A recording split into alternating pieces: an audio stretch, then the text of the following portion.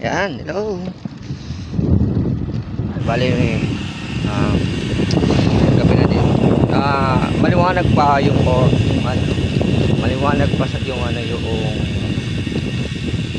sa paligid natin sa itong oras.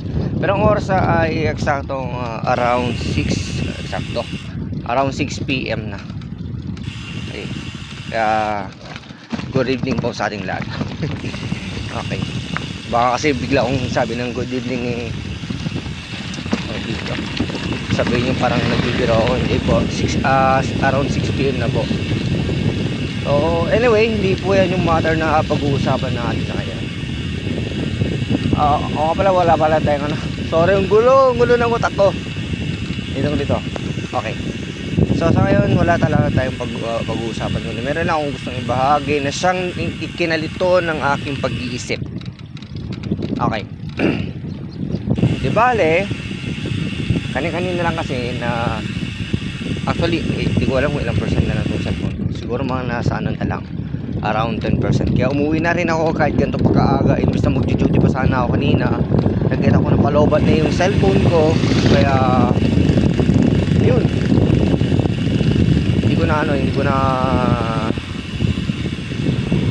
tawag dito, hindi na rin ako makaka-duty pa ng maayos kapag ganun eh. So sobrang tagilid, baka kasi malobat or kung ano.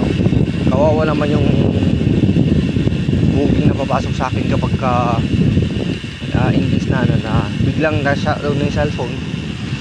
Mahirap na.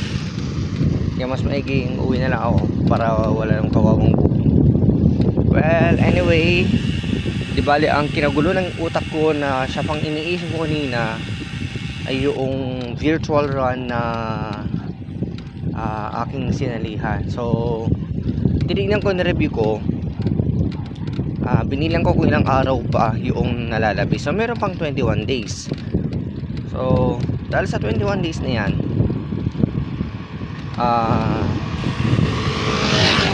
dito, dahil sa 21 days na yan, sobrang kinakabahan na ako kung paano ko siya tatapusin.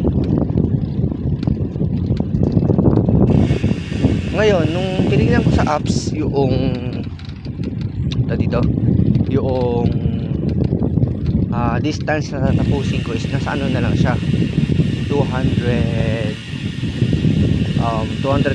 kilometers na lang. So ang natapos ko is 275. So 225 plus 275 is equal to 500 kilometers. Sa ngayon, bale, yun na lang yung natapos ko ng 225 kilometers. Inisip ko, medyo marami pa. Ay ngayon, sinabuhan kong i-divide from 225 kilometers divided by, hindi ko na ilalagay dito sa sa screen. Alam niyo naman may katamaran ako sa pag-edit, kaya kung talaga ako sa video. Siguro dahil dito siguro ganun sikat. Pero labas na tayo dyan. Okay. So 225 kilometers divided by 11 days, o nasa lang siya, less than 10. Pero wala na ganun pahirapan. Divide na natin sa 10 days. So nasa 11 kilometers na lang mahigit. So 11 point something. So hindi mali atang days na napuntit ko. 20 days pala, sorry. Yan kasi tama, 225 divided by 20 days. Yan, 20 days pala. Tama ba yung nabanggit ko kanina? Mali. Pero nalito na rin ako. Basta yun. So 225 divided by 20 days sa 11 kilometers point something na lang yung dapat mong tapusin. And then ano pa? So nung nakita ko na gano'n, maiksi na lang pala tong tatakbuhin ko. So ibig sabihin, kung araw-araw kong tatakbo, tapos gano'n lang distansyang tatakbuhin ko, all goods. Pero kung randomly every day, basta hindi ako bababa sa 11 kilometers or 10 kilometers yung tatakbuhin ko, or mas higitan ko pa yung 11 kilometers. Halimbawa, ang isasubmit ko daily runs ko is nasa ano siya, 15 to 20 kilometers per day. Ibig sabihin, mas madali ko siya matatapos. Kaya, ayun.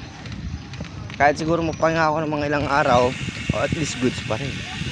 So yun, di bale, solve na yung problema ko. Kahit pa paano, nalutas ko na naman yung problema. Kaya all goods. Kaya ingat-ingat po tayong lahat. And God bless po sa ating lahat.